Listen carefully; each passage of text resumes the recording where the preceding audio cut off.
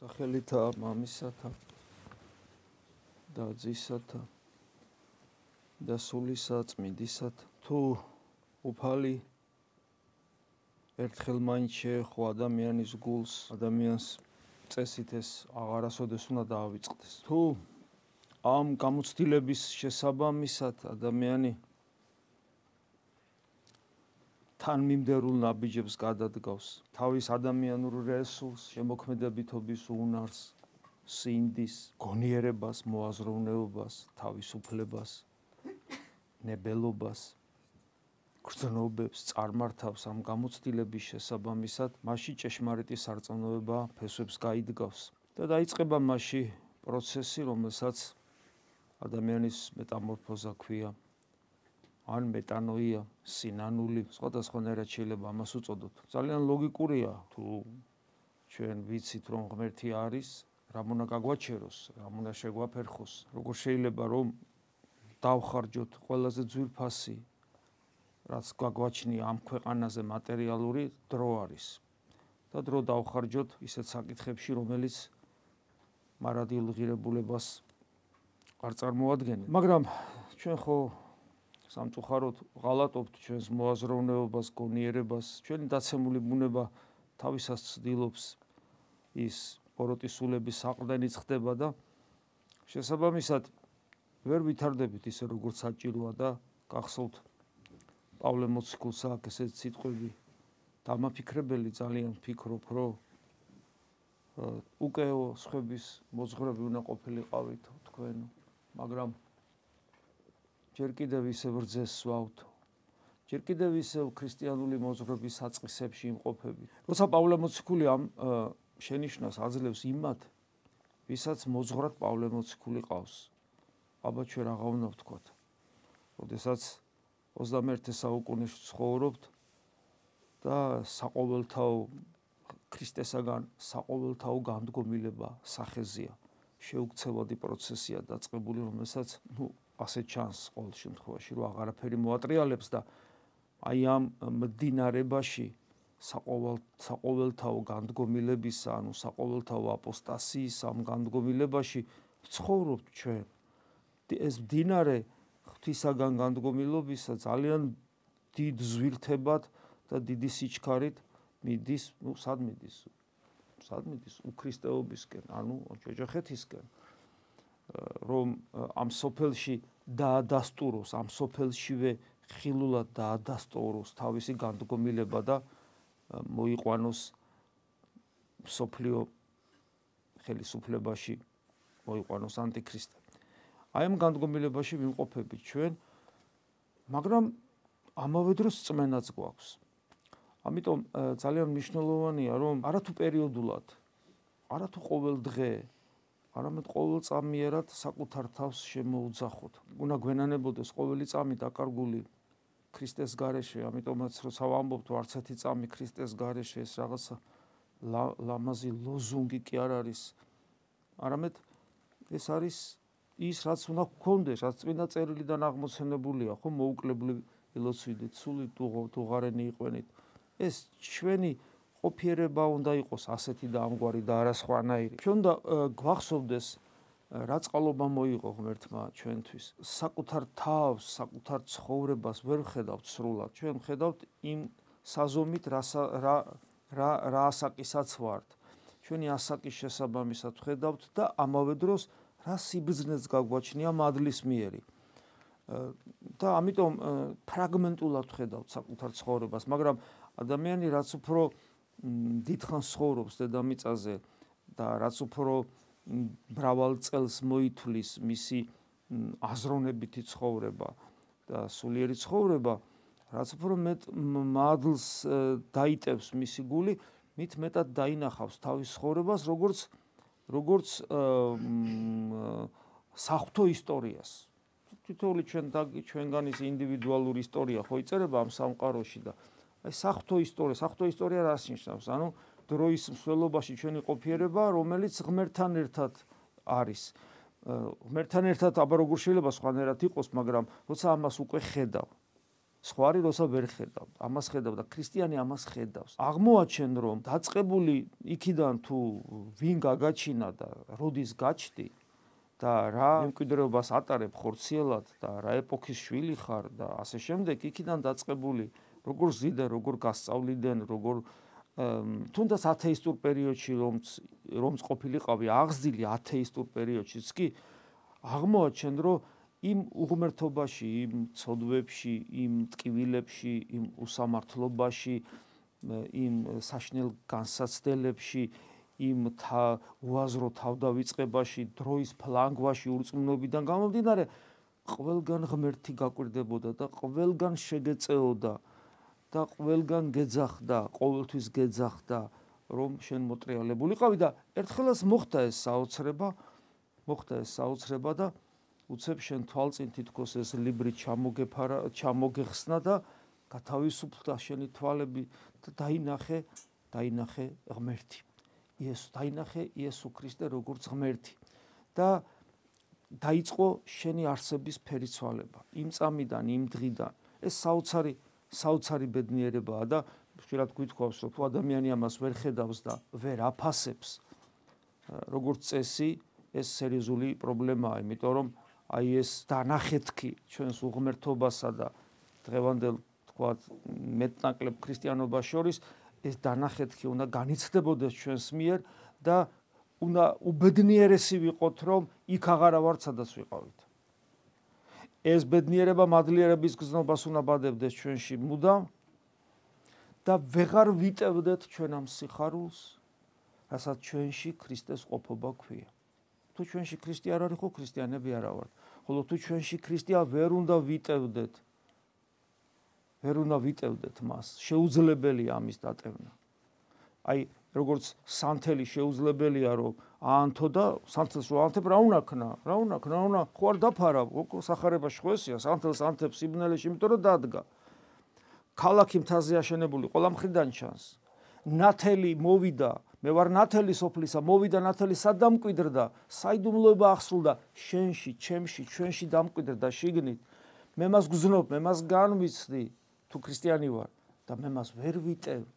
ნამეტნავი სიხარულისაგან ამას ყველგან ვამჟღავნებ, ყველას ვაჩვენებ, არა თავმომწონებით, არა პატივმოყვარეობით, არა მაინდა-მაინც სიტყვით, არა მაინდა-მაინც მორალის კითხვით, დამოძღვრით, არა, ცხოვრების წესი, თვალებით, რომელიც უნდა ანათებდეს, ხმის ტონალობით, რომელიც უნდა რბილი და ფაქიზი იყოს,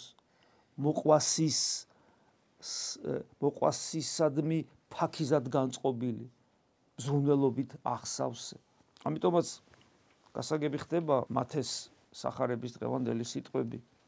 ყოველმან რომელმან აღიაროს ჩემდა მოწინაშე კაცთა, მეცა ვაღიარო იგი წინაშე მამისა ჩემისა ზეცათას. ეს არის უფლის უტყვები ჩვენ და მითქმული ყველაფერი, ყველა მცნება, აი ერთ-ერთი მცნება.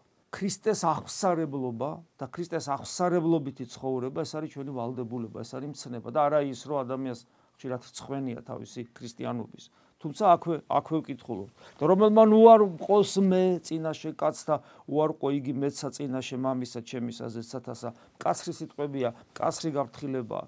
და მე ეს შესავალი წეღანი იმიტომ გაუკეთე, რომ ეს ცნება რაღაც შიშველი ხისტი ფორმულა კი არ არის, რომ ესე მოიქეცი თორე დაიჯები, არა. ესე მოქცევა არის ბუნებრივი მდგომარეობა ქრისტიანისა. თუ ადამიანი ქრისტიანია, თუ ადამიანში ქრისტეა, ის აუცილებლად ასე იქცევა. მას არ შეუძლია სხვანაირი მოქცევა. შეუძლებელია სხვანაირად მოიქცეს და თუ ასე არ იქცევა, მაშინ ესე იგი ის ქრისტეს თავის თავში ვერ გზნობს. ამიტომ ეს სასჯელი არა ღმერთისგან არის უარყოფა, არამედ ამ ადამიანის მდგომარეობა ასეთი. ფაქტობრივი მოცემულობაა. უქრისტეოთ არის ის. უქრისტეო ადამიანი, რა თქმა უნდა, ისჯება საკუთარი თავისი, საკუთარი ურწმუნოების მიერ. როდესაც ადამიანში ღმერთია, ადამიანი ამ სოფლის კანონებით აღარ ცხოვრობს. იგი განსხვავებულად ცხოვრობს და ეს განსხვავებულობა მეტნაკლებად აი მათეს სახარების, რომელიც დღეს აღმოვკითხეთ, სხვადასხვა სიტყვებში თვლინდება. მაგალითად, რომელსა უყვარდეს მამა, ანუ დედა, უფროს ჩემსა. არ არის იგი ჩემდა ღირს. რომელსაც უყვარდეს ძე, ანუ ასული უფროის ჩემსა, იგი არ არჩენდა ღირს. გახსოვს, ვინც არ მოიძულოს ყოველივეს, ბოლოს საკუთარი თავიც იგი არ არის ჩემდა ღირს. ეს რა თქმა უნდა არ ნიშნავს მოყვასისადმი სიძულვილის. პირიქით ჩვენ ცნებად ასევე გვაქვს, რომ ვინც თავის სახლეულზე არ ზრუნავს, იგი ურწმუნოზე უარესია. ამაში იგულისხმება აქცენტების სწორად დასმა. ამ ქვეყნიურ ღირებულებას მხოლოდ მაშინ გააჩნია ყოფიერებითი პერსპექტივა, თუ ის ქრისტესთან ერთად არის. ქრისტეს გარეშე ყველაფერი განადგურებადია. მათ შორის ისეთი უმნიშვნელოვანესი ღირებულება, როგორიც არის ოჯახის წევრების სიყვარული. ამიტომ ძალიან მნიშვნელოვანია ეს, რომ გვახსოვდეს, ყველგან და ყველაფერში აქცენტირებულად იესო ქრისტე, ანუ მთელი ჩვენი არსება იესო ქრისტეზეა კონცენტრირებული, არა საკუთარი ინდივიდუალიზმზე. ბოლოს იმიტომ წერია და ვინც არ უარყოს საკუთარი თავი, ვინც არ წარიწმინდოს საკუთარი თავი, გესმით, აქაც ეს ბოლომდე გაცემული აქვს ადამიანს ყველაფერი. კონცენტრირებულია მთლიანად იესო ქრისტეზე. ეს რას იწვევს? ეს იწვევს საკუთარი ინდივიდუალიზმისგან, საკუთარი დაცემული ბუნებისგან, ამ სამყაროს კანონებისგან, ამ სამყაროს დეტერმინირებულობისგან სრულ თავისუფლებას და ჩვენი პიროვნების გათავისუფლებას, რომლის შედეგადაც ჩვენ ხვდებით ნამდვილად თავისუფალნი, ნამდვილად რეალიზებული ხატება და მსგავსება გვაქვს ღვთისა და მზრუნველნი უკვე მე ამ სოფელზე, ამ მოყვასზე, საკუთარ არსებაზე, საკუთარი არსების განღმრთობის საკითხში თანამონაწილე ხდებით ღმერთისა, საკუთარი მოყვასის ცხონებაში თანამონაწილე ხდებით ღმერთისა, ანუ ასეთი ადამიანი ეხმარება მხოლოდ საკუთარ თავს და ადამიანებს. მხოლოდ იმ შემთხვევაში, როცა ის ამ ჩარჩოებიდან გამოდის, ღმერთთან მიდის, ღვთის მსგავსი ხდება, თავისუფლდება როგორც პიროვნება და ასეთი ადამიანი უკვე ხდება სამყაროს რეალურად შემცვლელი სიკეთის მიმცები და სამყაროს მეტამორფოზაში უდიდესი როლის აღსრულებელი. ეს არის წმინდანობის მდგომარეობა. აი მოციქულიც რო ამბობს, რომ ძალიან დიდი ძალა აქვს მართალის ლოცვას. ესეთ აი ჩვენ რო გვინდა რომ ახლობლისთვის ვილოცოთ, რაც მეტად თავისუფალი ხარ ამ ქვეყნიური ჩარჩოებიდან, მათ შორის საკუთარი თავიდან.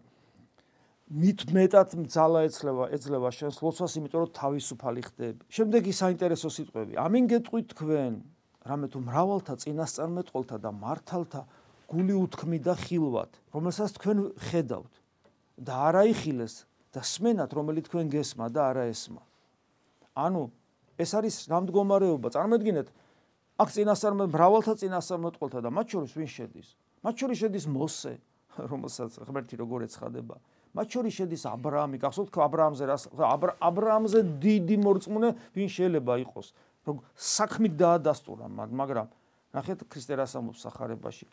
აბრაამს სურდა ეს დღე ეხილა და ახლა იხილა და განიხარა.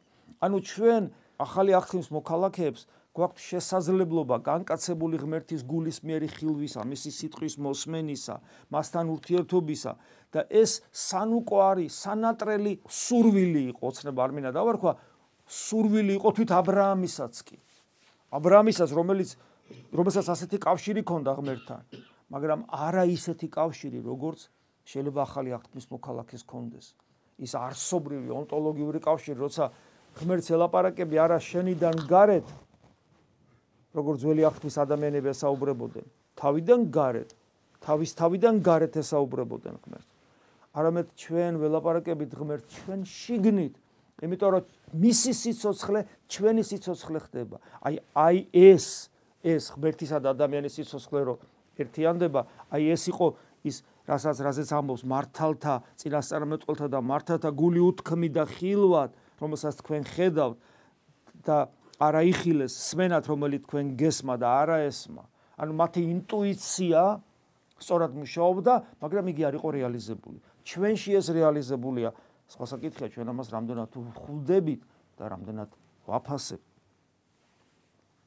მერე ეს ცხოვრება, როგორც გითხარით, აი ამასოფლის სული მძლავრობს და როგორც ქრისტე მოკლა, ისე დაძდევს და ცდილობს მოკლას ეკლესიად, თავის თავში არ მისცეს გასაქანი ეკლესიას და ამასოფლის სული არა მარტო ეკლესიის გარეთ არის, არამედ ეკლესია მისიონერობს რა და შესულია ამ სოფელში, ეს სოფელიც შემოსულია ეკლესიაში. ეხლა იქაც 12 მოციქულში ერთი იუდა იყო შემოსული, ხო? ისინი გავიდნენ, უფალი გავიდა რომ იმისიონეროს და უკვე ამასოფლისული იუდას სახით, სხვების სახითაც, სხვებსაც ხო ბევრი რამე არ ესმით, მაგრამ მათში ქრისტემ გაიმარჯვა და იუდაში სამწუხაროდ ვერ გაიმარჯვა, იუდამ მძიმე არჩევანი გააკეთა. და ასე ხდება დღესაც, ეკლესია გადის და მწირობს და მსხემობს ამ სოფელში და მისიონერობს, ბუნებრივია შერეულია ამ სოფელში, ამიტომ ამასოფლის სულიც შემოდის ეკლესიის წიაღში. ამიტომ გახსოვს ხო ეს ღვარძლისა და იფქლის იგავი, გაიხსენეთ როგორ არის, ამიტომ ეს ღვარძლი და ანუ აქ ამ სოფელ ეკლესიაში, ამ მებრძოლ ეკლესიაში, რადგან ამასოფლის სული შემოსულია, ჩვენში ღვარძლიც არის და იფქლიც, ანუ ხორბალიც. ვინ რომელი ვართ ნეტა? ნეტა რომელია ჩვენ შორის ღვარძლი და რომელია ხორბალი. ამას ვერ მივხვდებით მანამ, სანამ არ გარდავიცვლებით. ამიტომ ღვთის შიში ეს არის მოუკლებლად არსებული და ძალიან მნიშვნელოვანი სათნოება ჩვენში. ყოველთვის უნდა მეშინოდეს, ვაი, სადა ვარ? აი, უფალი რო ამბობს, ერთ-ერთი თქვენგანი გამცემს მე. ყველა მოციქული გარდა ორისა, პეტრე და იოანე. აქაც განსაკუთრებული შემთხვევაა. იმიტომ რომ მათ განსაკუთრებულად უყვარდათ უფალი. თუმცა პეტრემ რაღაც პერიოდში გამოსას ვერ გაუძლო, იცი. გარდა ამ ორი მოციქულისა, ჩვენ ხედავთ სახარებაში რა ხდება. როცა იტყვის ერთი თქვენგანი გამცემს, ანუ გამყიდის, ნუ თუ მე გულწრფელები იყვნენ, ხედავდნენ თავიანთ უძლურებას და შეეშინდათ. ნუ თუ მე შეეშინდათ, ჩვენ უნდა გვეშინოდეს. ნუ თუ მე შეიძლება ვიყო ღვარძლი, დიახაც შეიძლება ვიყო ღვარძლი. ამიტომ არავითარ შემთხვევაში ღვთის შიშმა, ღვთის დაკარგვის შიშმა არ უნდა დაგტოვოს, ესეც ერთ-ერთი სტიმულის მომცემია ჩემი ყოველდღიური ღვაწლისა და უფლის ძიების.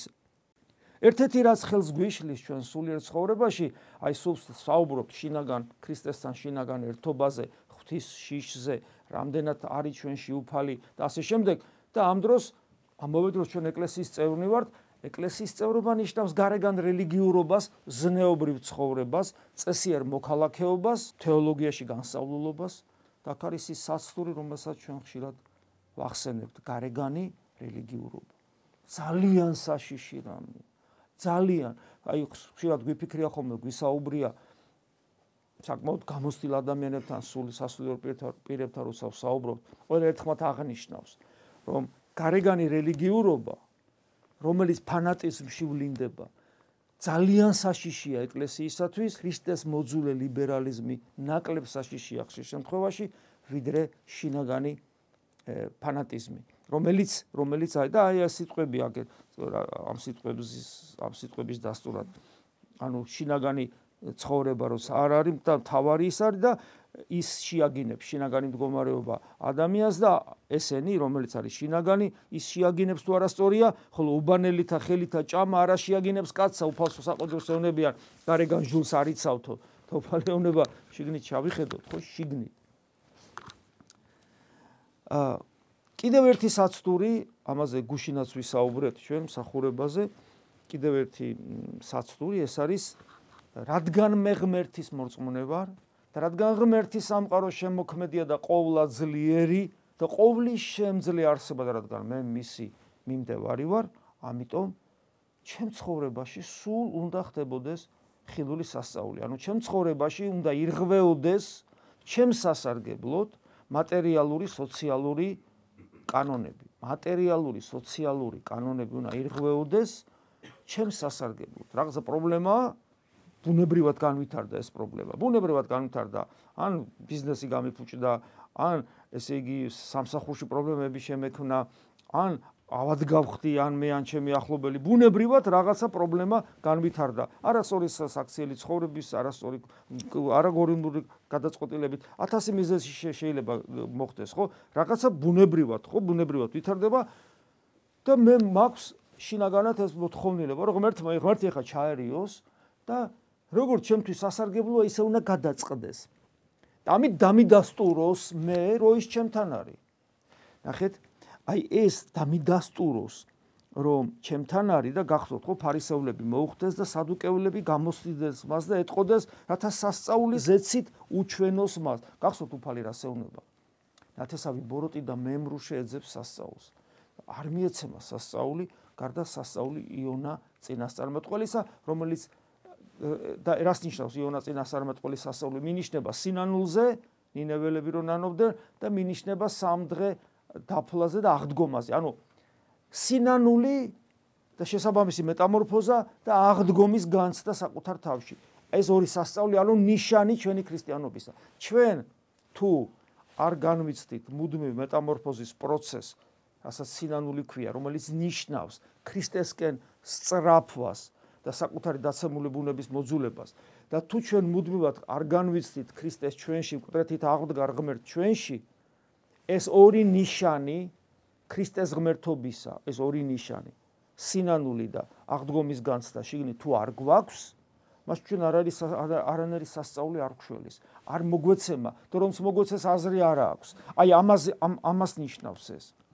და კიდევ ერთი, როდესაც ადამიანი თავისი რწმენის დასტურად ითხოვს სასწაულს, თქვათ ვიღაც არის ახლობელი ავად და ხშირად მომხდარა ესე რომ კურნებას თხოვს, ხო კარგია, ხო და არ განიკურნა ადამიანი და ადამიანი ხშირად ღვთისგმობას იწყებს, უწმუნოებაში ვარდება. ხო, პავლე მოციქული გვაქვს, პავლე მოციქული არ განიკურნა, განკურნეო და არ განიკურნა. ანუ როდესაც ადამიანი რაღაცას ითხოვს და ის არ სრულდება, ადამიანმა შეიძლება რწმენაც კი დაკარგოს. ესე იგი, ნახეთ, ასე დროს ამგვარი ადამიანის რწმენა რაზეა დამოკიდებული? არა შინაგან ღმერთთან შინაგან კავშირზე.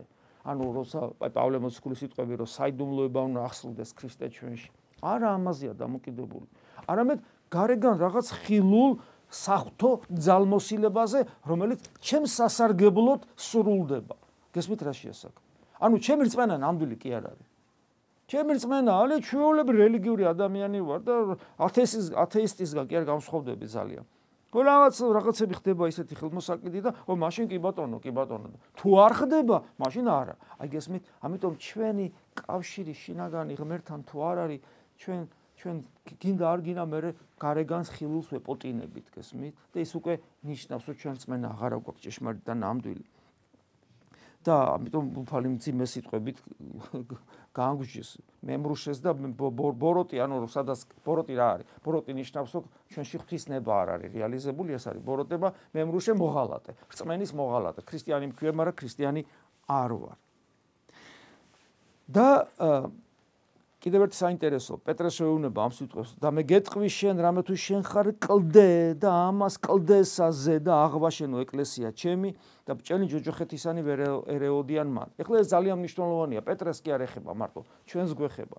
ჩვენ როცა ვამბობთ, რომ ჩვენ ვართ ეკლესიის წიაღში, ერთის ხრი რას ნიშნავს, რომ ეს არის ქრისტეს მისტიკური სხეული და მე თუ შიგნით ვიმყოფები დაცული ვარ ბოროტისგან და ესე იგი ცხონების შესაძლებლობა მაქვს, მაგრამ მე ეკლესიის წიაღში პასიურად არ უნდა ვიმყოფებოდე. იმიტომ რომ ეკლესიის შიგნით მე ვარ ან ცოცხალი ლოდი, თქვა ერთი განმარტებით ეს არის ეკლესიის შენობა, სადაც ჩვენ ცოცხალი ქვები ვართ. და მეორე განმარტებით ორგანიზმია, სადაც ჩვენ უჯრედები ვართ. მე ეკლესიის წიაღში თავად ეკლესიის ორგანული ნაწილი ვარ იმდენად რომ ყველა რო გაქრეს ყველა ადამიანი მორწმუნე და მარტო მე დავრჩე დედამიწაზე ერთადერთი ქრისტიანი, მე ვიქნები ეკლესია. გესმით რა შეასაქმე? ანუ ეკლესია არის მთლიანობა, აი ჩვენ მთლიანობაში ვართ ეკლესია და თითოეული ჩვენგანის ეკლესია. თითოეული ჩვენგანი. აი დღეს მაგალითად ვწირეთ, ხო, მთელი სისავსეა ეკლესიის აი აქ დღეს. მთელი სისავსე. რამე ნაწილი კი არ არის. ღმერთის ნაწილი კი არ არის. ღმერთის ნაწილი კი არ შემოვა თქვენში. მთლიანად ღმერთი შემოვა. მთლიანად სისავსე ეკლესიის. გესმით? აი ეს ძალიან მნიშვნელოვანია, რომ გვახსოვდეს, ამიტომ ეკლესია ახშენებული პეტრესომიანი ჩვენს მიგვანიშნებს და პეტრეს რა დროს უთხრა ესა? რა დროს უთხრა, რომ შენახა კლდე, რომელზეც ეკლესია დაეფუძნება ჩემი. როდესაც პეტრეს აქვს ცოცხალი ღმერთის ჭეშმარიტი აღსარებლობა. როცა ქრისტეს ეუბნება, რომ შენ ხარ ცოცხალი ღმერთიზე, როცა ჩვენ ქრისტეს ღმერთობის აღსარებლობა გვაქვს გულში, თავისი ყველა ნიშანთვისებით, ასე ჩვენ წეღავს საუბრობდით, მაშინ შენ ხარ ეკლესია.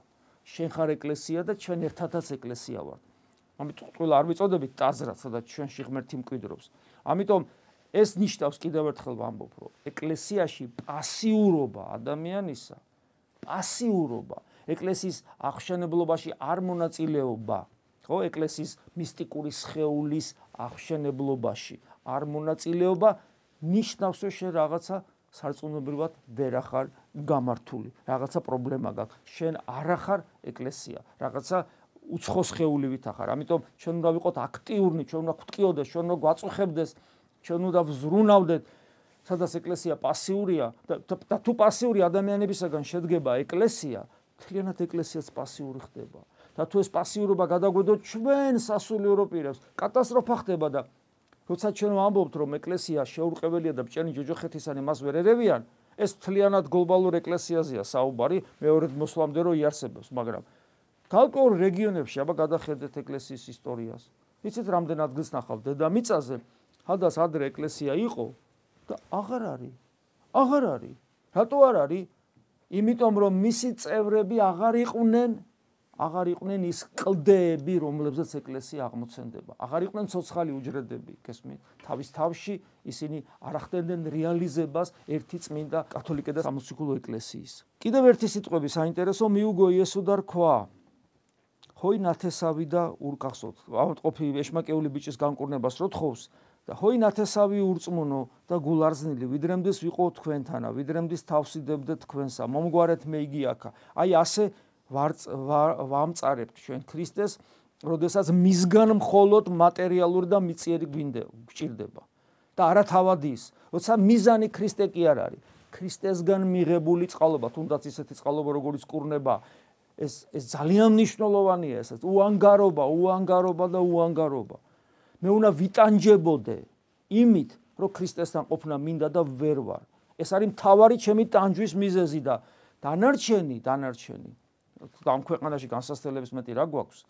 დანარჩენები მეორე ხარისხოვანი უნდა იყოს ყველაფერი. და თუ ეს მეორე ხარისხოვანი ამ ქვეყნიური პრობლემები, მათ შორის ჯანმრთელობის და ასე შემდეგ, უსამართლობის, თუ არის წარმართველი და ქრისტესთან ჩემი უშუალო მყოფობა ნაკლებ მნიშვნელოვანი, აი, ვამწარებ ქრისტეს, რომელიც მეუნება, როდემდე ვიყო მე შენთან თეოდორე. თუ ვერ დაგანახეთ ჩემი თავი, თუ ვერ ხვდები, რომ მე ვარ სიცოცხლე შენის და შენი ახლობლის სიცოცხლეც მე ვარ და შენ რო არ გტკივა, რომ ჩვენ ერთად არა ვართ, ხო, ესე იგი შენ აზზე არ ახარ არაფერზე. გესმის და მე შენთვის თუ ტყვილა მოვკვდი, გესმის, ჩვენ ვამწარებთ ამ დროს ქრისტეს. და კიდევ ერთი, სადაც მინიშნება არის ეკლესიის ძალმოსილებისა. კვალად ამინ გეტყვით თქვენ, უკეთ ორნი თქვენგანი შეითქმნეს ქვეყანასაზე და ყოვლისათვის საქმისა, რომელიც ითხოვონ ეყოს მათ მამისა ჩემისაგან ზეცათასა. ეს არის ეკლესიის ძალმოსილება, რომელიც ყველაზე ძლიერად ვლინდება ევქარისტიული მსახურების დროს, რამე თუ ჩვენ ერთად ვდგავართ რა, ჩვენი ლოცვით, ჩვეულებრივი პური და ჩვეულებრივი ღვინო ხდება ხორცი და სისხლი ქრისტესი, იმდანაც ისმენს ღმერთი სიმდაბლის და თავდაბალი ღმერთი, უკიდურესად თავდაბალი ღმერთი, იმდანაც ისმენს ჩვენ სიტყვებს, რომ უბრალო პური და ღვინო მისი ხორცი და სისხლი ხდება, თავად ღმერთი ხდება უბრალო პური და ღვინო ჩვენი ლოცვით. აი ესეთი ძალმოსილება აქვს ჩვენს ერთობას. და თუ ეს ერთობა სწორად იქნება წარმართული, სწორად თავარი მიზნისკენ იესო ქრისტესკენ და თუ ჩვენ ხარისხიანი ქრისტიანები ვიქნებით, მაშინ ჩვენს გადარჩებით და ჩვენი სამშობლოს გადარჩება, რომელიც აი ამ უღმერთობის გამო, რომელიც უღმერთობას მთლიანად საქართველოს ჭირს, ასე დღეშია იტანჯება და იდგუნება და კაცმარიცის ხვალ რა იქნება. მხოლოდ და მხოლოდ ურწმუნოების გამო ეს უბედურება, რაც დღეს საქართველოში ხდება. შეგვეწიოს უფალი და ყოფილიყავით ჭეშმარიტი ქრისტიანები, არ გაგვეცუდებინოს დიდებული სახელი ქრისტიანისა.